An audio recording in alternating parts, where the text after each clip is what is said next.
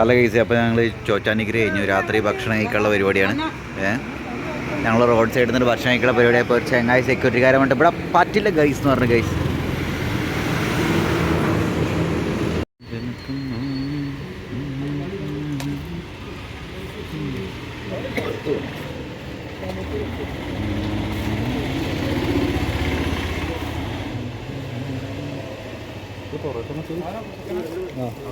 സാമ്യ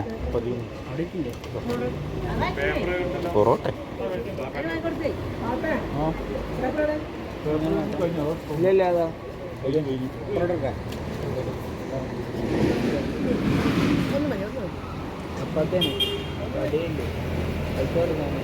പാറ വെച്ച് കുറച്ച് വിശക്കും.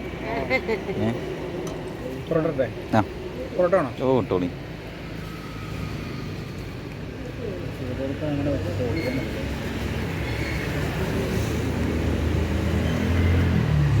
പൊറോട്ട